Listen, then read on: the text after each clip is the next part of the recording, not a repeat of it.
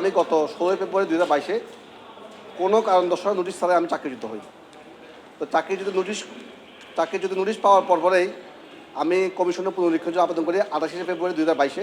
কিন্তু তৎকালীন কমিশন আমাকে কোনো ধরনের কোনো কারণ ছাড়াই আমার ওই পুনরীক্ষণ আবেদনটা বিবেচিত হয় নাই মর্মে আমাকে একটা চিঠি ইস্যু করে। আচ্ছা যাক, পরবর্তীতে আমি মহামান্য হাইকোর্টে আসি।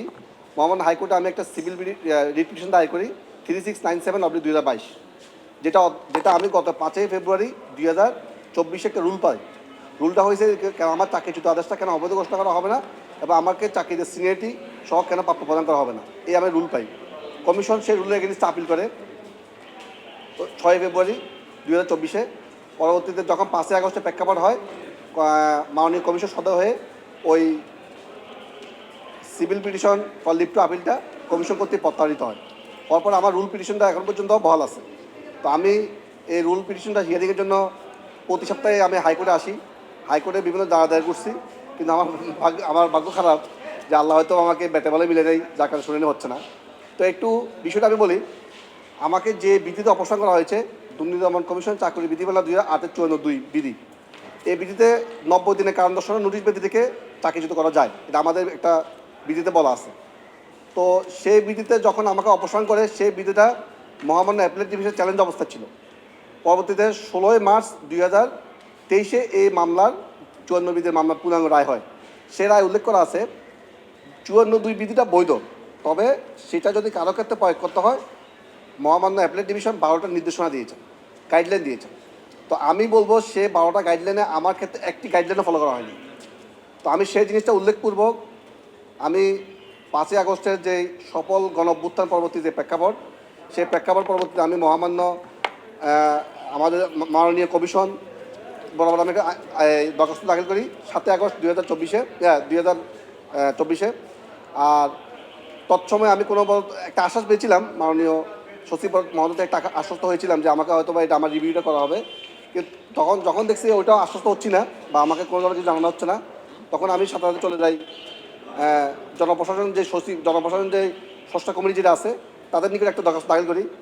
সেখান থেকে কোনো উত্তর পাওয়া যায় নাই। পরবর্তীতে আমি দিকবিদিক হারাইয়া 18 ডিসেম্বর 2024 আমি মাননীয় চিফ জাস্টিস বরাবর একটা আবেদন দাখিল করি। সেই আবেদনটা পেন্ডিং আছে। সর্বাবস্থা বলবো, আমাকে নেওয়ার ক্ষেত্রে গত 12 নভেম্বর 2024 আমার যে রিট পিটিশন ছিল সেখানে একটা শুনানি হয়েছে। শুনানিতে 2 পক্ষের আইনজীবী ছিল।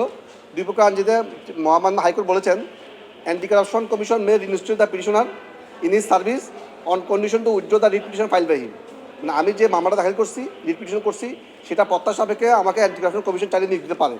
তো আমি কমিশনের নিকট গিয়েছি যে আমি হাইকোর্টের যে অবজারভেশন, সেটা হাইকোর্টের অবজারভেশনটা কমিশনের যিনি পিপি সাহেব আসিফ স্যার, উনি লিখিত আকারে হাইকোর্টকে দুদককে জানিয়েছেন। সেখান থেকে নোট হয়ে লিগাল সেকশন থেকে মানব সম্পদ শাখা আছে, কিন্তু অদ্যবধি আমি নিয়োগ পাচ্ছি না। তো আমি বলবো 7 আগস্টের যে আমার যে মানবিক আবেদন কমিশন বরাবর, মহামান্য অ্যাপিলেট ডিভিশন যে 12 দফার নির্দেশনা, এবং আমি যে এই হাইকোর্টের যে একটা রুল পেয়েছি, এই 3টার আলোকে আমাকে মানবিকভাবে বিবেচনা করা যায় কিনা। কারণ আমি তো আওয়ামী রোষণের শিকার এবং আওয়ামী সরকারের বিরুদ্ধে সর্বপ্রথম ডকুমেন্টারি কাজ করেছি। আমি সৎ সাহস নিয়ে বলতে পারি। এবং আমার প্রত্যেকটা মামলাতে ওদের অনেক প্রায় 20 জনের অধিক অ্যারেস্ট হয়েছে, আপনারা জানেন। এবং আমার সকল আসামি পলাতক, অথবা তারা বিভিন্ন মাধ্যমে ধরা খাচ্ছে। যেমন রোহিঙ্গা আইডি পাসপোর্টের মামলায় ওরা সেম পাস করতে গিয়ে অন্য কোনো সংস্থা দিয়ে ধরা খাচ্ছে। ল্যান্ড শাখা একজনের শাখায় যে আসামিগুলো আমি ধরেছি, তারা আবার একই কুকাম করতে অন্য সংস্থা দিয়ে ধরা পড়ছে। তা আমি বলবো, আমি তো সৎ সাহস নিয়ে কাজ করছি। আমার বিরুদ্ধে কোনো ফাইন্যান্সিয়াল ক্রাইম অভিযোগ নাই, ড্রাগ এডিকশনের অভিযোগ নাই, কোনো অ্যাবিউসের কোনো অভিযোগ নাই। তো আমি আপনাদের নিকট আকুল আবেদন জানাচ্ছি। আজকে 5 মাস হয়ে গেল, সবাই যে না কোনো চাকরি জয়েন করছে, আমি এখনও জয়েন করতে পারি নাই। দাঁড়া ঘুরছি, হয় ঢাকা, চট্টগ্রাম, সচিবালয়, হাইকোর্ট, দুদক, বিভিন্ন যাচ্ছি। আমার 2টা বাচ্চা আছে, আমার একটা বেসরকারি চাকরি করতে হয় আমার এখানে। তো আমাকে যে মানবিক দৃষ্টিতে যে কমিশন সদস্য হয়, আমাকে তারা পুনর্বহাল করুক। আমি কমিশনের কাজ ইনশাল্লাহ আজ্ঞাবহে কাজ করব। প্রথমত আমি চাচ্ছি যে মানবিক বিবেচনায়, কারণ আমাকে মহামান্য হাইকোর্টে একটা অবজারভেশন বলে দিয়েছে, নির্দেশনা বলে দিয়েছে যে কমিশন চাইলে আমাকে পুনর্বহাল করতে পারে। তো বল এখন কমিশনের কোর্টে, কমিশন চাইলে আমাকে পুনর্বহাল করতে পারে। আমি চাচ্ছি কমিশন মানবিক বিবেচনায় আমাকে এটা গ্রহণ করুক। সেটা তো আইনি প্রক্রিয়া, সেটা আমার লয়ার বলবে। এটা কতদিন লাগে এটা আপনারা ভালো জানেন, কাজে আপনারা সুপ্রিম কোর্ট বা হাইকোর্ট বিট করেন।